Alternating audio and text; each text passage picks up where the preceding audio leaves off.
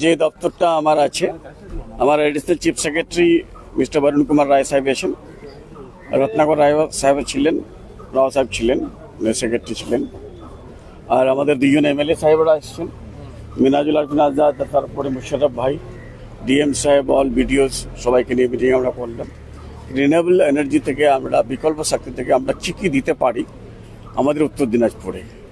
তো অনেকগুলো জিনিস আমরা ইনিশিয়েট নিলাম আজকে, বিশেষ করে কোল্ড রুম যেটা সব থেকে বেশি প্রয়োজন, তারপরে কিছু হাই মাস লাইট, তারপরে ড্রিঙ্কিং ওয়াটার, আর সব থেকে ইম্পর্টেন্ট হলো সাবমার্জেবল পাম্প। এই আমাদের উত্তর দিনাজপুর এটা চাষি প্রধান এলাকা, ম্যাক্সিমাম লোক চাষি এখানকার, আর চাষের যেটা ওরা খরচা করার পর যখন বিক্রি করে ওই মূল্যটা পায় না। যেখানে আমাদের মাননীয় মুখ্যমন্ত্রী মমতা ব্যানার্জি, আমাদের অনারেবল চিফ মিনিস্টার, যেখানে 10,000 টাকা প্রতি একর কৃষক বন্ধু বলে দিচ্ছেন, তার সত্ত্বেও কিন্তু ওদের ডিজেলের দাম আর পেট্রোলের দাম অত হাইক হয়ে গেছে, অত প্রাইস বেড়ে গেছে কি ডিজেল দিয়ে আর পেট্রোল দিয়ে চাষবাস করলে ওরা ওটার মেকআপ করতে পারছে না। আর যতটুকু ওরা খরচা করে ওর কম আয় হয়, ওই কৃষক বন্ধুটা মেকআপ করতে পারছে একটু। তো যার জন্য আমরা ডিপার্টমেন্টে একদিন আমি রিভিউ মিটিং করতে করতে বললাম আমাদের এসিএস সাহেবকে, অনেক এক্সপিরিয়েন্স মানুষ, উনি বললেন স্যার এটা করা যায়। তখন আমাদের মডেল, আমার ব্লকটাকে মডেল করে আপনারা স্টার্ট করেন পাইলট প্রজেক্ট হিসাবে।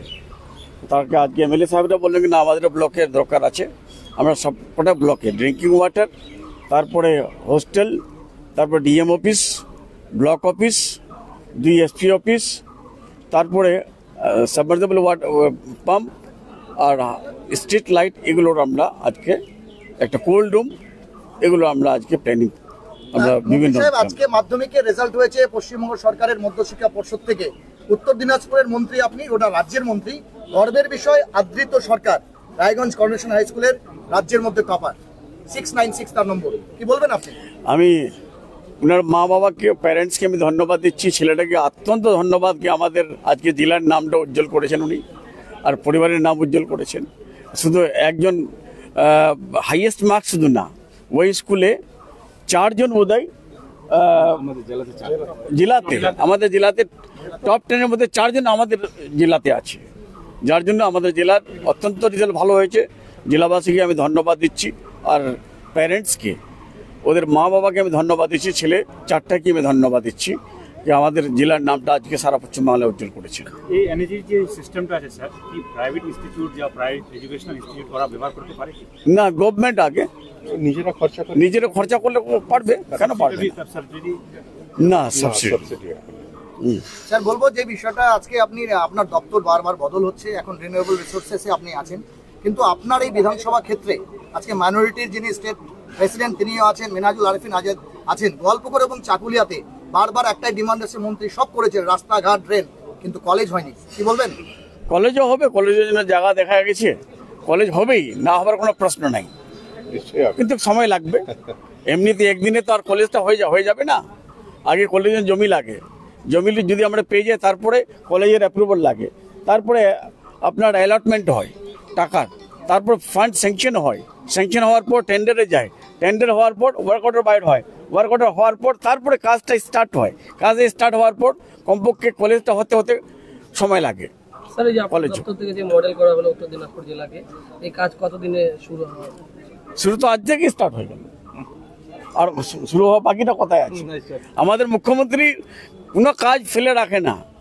আজকে দীঘাতে ওই জগন্নাথ ধাম দেখে আসেন না আপনারা, হ্যাঁ, সিদ্ধান্ত বাস আমরা সিদ্ধান্ত নিলাম, কাজ স্টার্ট হয়ে গেল। এসিএস সাহেব,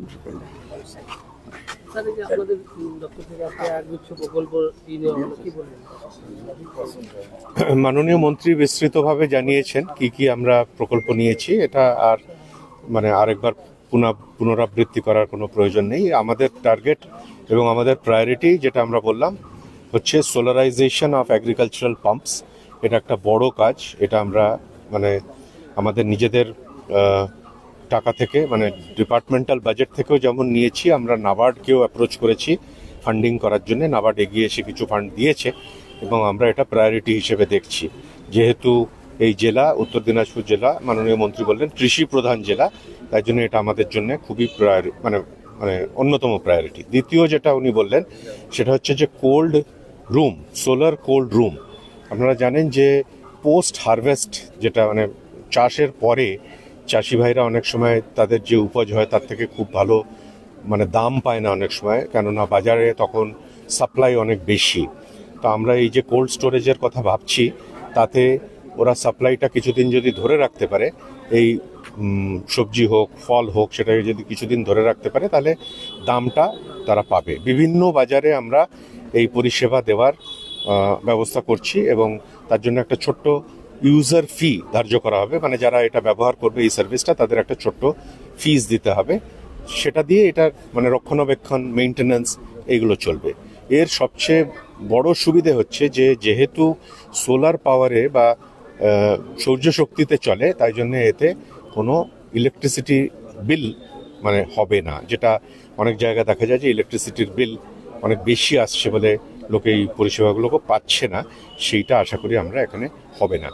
এর সাথে মাননীয় মন্ত্রী বললেন যে high mast light, solar street light, বিভিন্ন হস্টেলের ছাদের উপরে সোলার পাওয়ার প্লান্ট, এগুলো সবই আমাদের মানে ডিপার্টমেন্টের স্কিম। এগুলো আমরা এক এক করে এখানেও ইমপ্লিমেন্ট করব। স্যার, গ্রামাঞ্চলের ক্ষেত্রে আপনারা পাইলট প্রজেক্ট নিচ্ছেন উত্তর দিনাজপুর জেলায়, শহরাঞ্চলের ক্ষেত্রে যেটা দেখা যায় যে পৌরসভা, যেগুলো স্বনির্ভর সংস্থা বলে, অটোনমাস বডি, তাদের ক্ষেত্রে এই সৌন্দর্যায়ন বলুন বা হচ্ছে আলোকে শহরকে রোশনাই করতে বলুন, প্রচুর পরিমাণে বিদ্যুৎ বিল আসে।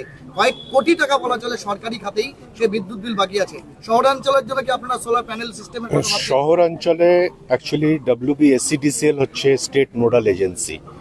আমরা যে কাজগুলো নিয়েছি যাতে দুটোর মধ্যে কোনো কম্পিটিশন না হয়, এই রকমভাবে আমরা কাজ করছি। যে কাজটা সোলারের কিছু কাজ ACDCLও করে, তো ওরা মূলত শহর অঞ্চলগুলোকে কভার করার চেষ্টা করে। আমরা গ্রাম অঞ্চলে যেগুলো করছি, দুটো ব্যবস্থা রয়েছে, একটা হচ্ছে অনলাইন বা অন গ্রিড, আর একটা হচ্ছে অফ গ্রিড।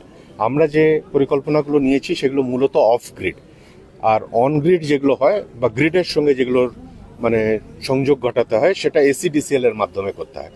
তো যেহেতু ওটা একটা ভিন্ন সংস্থা, ওদের প্রকল্পগুলো ওনারা দেখেন, আমরা আমাদের প্রকল্পগুলো দেখি। ছোট ছোট ক্ষেত্রে কৃষিভিত্তিক শিল্পায়ন হচ্ছে উত্তর দিনাজপুর জেলার বিভিন্ন জায়গায়, তারা কি এই চিরাচরিত শক্তির পরিবর্তে বিকল্প শক্তি সোলার যেটা, সেটা কি সেই সুবিধা কি পাবে তারা? নিশ্চয়ই নিশ্চয়ই পাবে, অ্যাপ্লাই করলে পাবে। এটা অ্যাপ্লাই করলে নিশ্চয়ই পাবে, এবং এটা ওদের জন্যই মূলত। আপনি ধরুন আজকে একটা পাম্প চালাতে, যেটা মাননীয় মন্ত্রী বললেন, একটা ডিজেল হোক বা কেরোসিনের পাম্প যদি চলে, ঘন্টায় প্রায় 1 লিটার ডিজেল পড়ে বা জ্বালানি খরচা হয়। 1 লিটার ডিজেলের দাম কম করে 90 থেকে 95 টাকা। সেটা যদি 5 ঘন্টা তাকে চালাতে হয়, 500 টাকা খরচ। সেটা যদি সৌর বিদ্যুতে চলে, তার কোনো খরচ নেই। ইনিশিয়াল যেটা লাগাতে হবে মেশিনটা বা সোলার পাওয়ার প্ল্যান্টটা, তার যে খরচ সেইটা আমরা বহন করছি, এবং পরবর্তীকালে তারা ব্যবহার করবে এবং তাদের খরচা কম হবে, তারা উপকৃত হবে। এইটাই আমাদের উদ্দেশ্য। আর একটা কথা, যেটা একটু আগে আপনারা বললেন আমাকে, 46টা মেডিকেল কলেজ হয়েছে, এটা নিয়ে তো কোনো মিডিয়া বলছি না। যখন আমি MLA হয়েছিলাম তখন শুধু মেডিকেল কলেজ ছিল 9টা, আর মেডিকেল সিটস ছিল 955টা, আর আজকে কত হয়েছে 6500 মেডিকেল সিটস, আর 46খানা মেডিকেল কলেজ প্রাইভেট আর গভর্নমেন্ট মিলে। 13খানা তখন ইউনিভার্সিটি ছিল, আজকে 52খানা ইউনিভার্সিটি চলে আসছে। আমাদের মুখ্যমন্ত্রী মমতা বন্দ্যোপাধ্যায় যেটা বলে সেটা করে। উনি 45টা মাল্টিপল হসপিটাল হয়েছে। আমরা ক্ষমতায় শুধু 14 বছর আমাদের হয়েছে ক্ষমতায়, যারা 34 বছর ছিল, ওর আগে কেউ 18 বছর ছিল, ওদেরকেও জিজ্ঞাসা করা উচিত যে 34 বছর আপনারা কি করলেন। 2 নম্বর, কালকে একজন সাংবাদিক ওই তুষারবাবু জিজ্ঞাসা করছিলেন, স্যার যোধপুরে আপনাদের মাইগ্রেন্টস লেবারগুলো ধরে রেখেছে। কালকে আমি DGP আমাদের রাজীব কুমার সাহেবকে ফোন করলাম, কালকে 1 ঘন্টার মধ্যে যোধপুরে যতগুলো মাইগ্রেন্ট লেবার ধরা পড়েছিল সবকটাকে ছেড়ে দিয়েছে। এটা তো আপনি ধরা পড়লে ওটা আপনারা খবর করছেন, যেমন ছাড় পড়ে যাচ্ছে তারপর তো করছেন না, এটা তো করা উচিত। আর গভর্নমেন্টের ভালো কাজগুলো একটু দেখানোর দরকার। শুধু হিন্দু মুসলিম সকাল থেকে বিকাশ করলে দেশের আমাদের শক্তিটা শেষ হয়ে যাচ্ছে, দেশের ইউনিটিটাকে সাইন অফ ইন্টিগ্রেশন চলে আসছে। আমরা কোনো সময় বলি না পাকিস্তানকে যত ভারত সরকার আক্রমণ করতে তত আমরা খুশি হব। আমি তো সবসময় রেডি, আমার ভারত সরকার রেডি আক্রমণ করো, পাকিস্তানকে মিসমার করে দো। Thank you.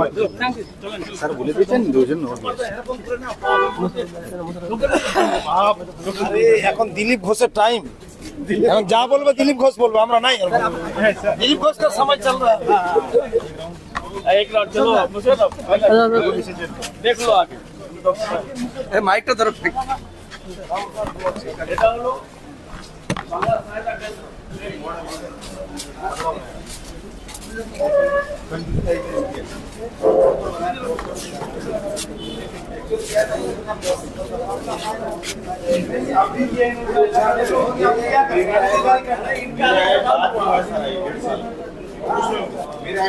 आने के बाद हुआ है,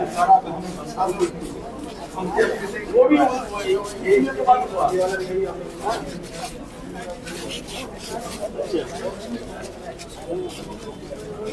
अच्छा वो पुलिस का जमीन तो हो गया। अच्छा पुलिस का जमीन हो गया।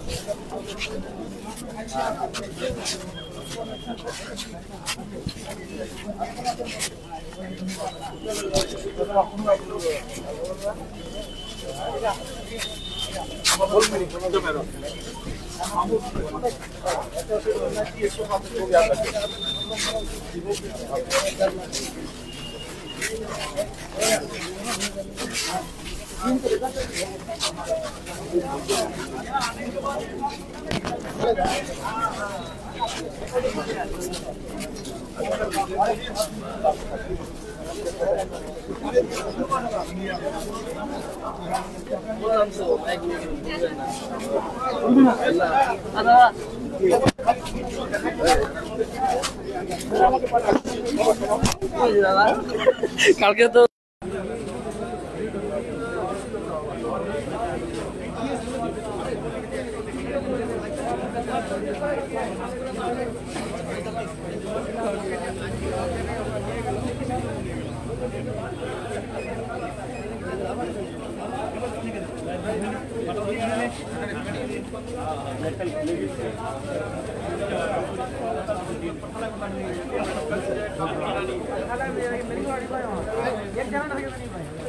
अब स्टिचिंग यूनिट तो देख लो।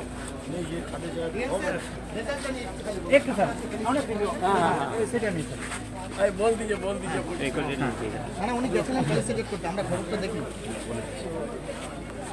রেডি?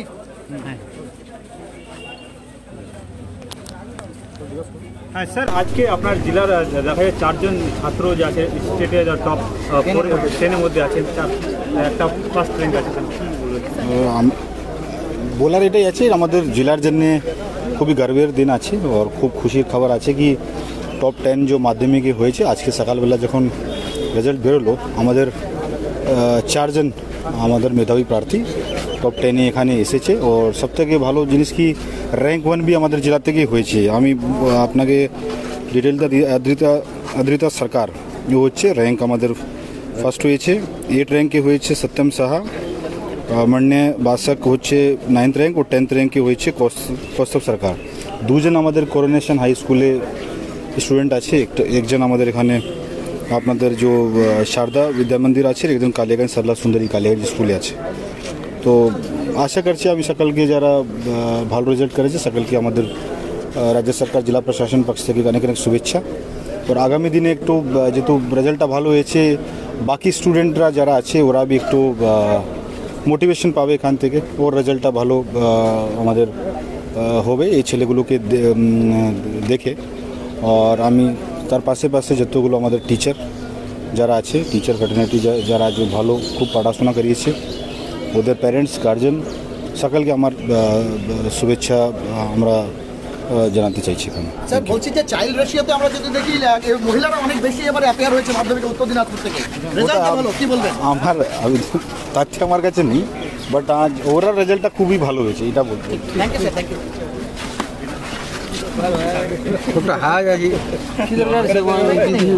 লাইভ চলছে।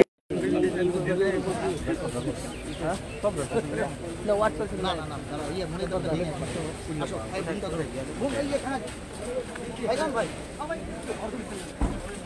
इसका इलाका है उसे टाइगर से लेना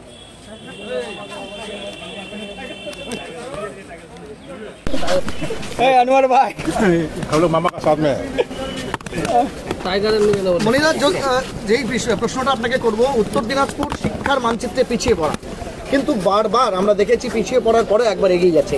একদম রায়গঞ্জ থেকে বীরনগরের ছেলে আদৃত সরকার 696 প্যালিন্ড্রোমিক নম্বর গোটা রাজ্যে ফার্স্ট মাধ্যমিকের পরীক্ষায় 2025। না না, আপনাদেরকে ধন্যবাদ দিচ্ছি। আজকে আমাদের জেলা অনেক এগিয়ে যাচ্ছে। আজকে শুধু একটা না 4টা ছেলে টপার হয়েছে, আর ও 99% নম্বর নিয়ে আসছে। সেজন্য আমরা ওনার পরিবারকে ধন্যবাদ দিচ্ছি, ওনাকে ধন্যবাদ দিচ্ছি কি আজকে আমাদের জেলা এগিয়ে যাচ্ছে এডুকেশনে। সেজন্য আমরা সবাই খুশি, আনন্দিত। আজকে আমাদের এখানে একটা মিটিং হলো, প্রোগ্রাম হলো আমাদের রাব্বানি সাহেবের দপ্তর থেকে MIC।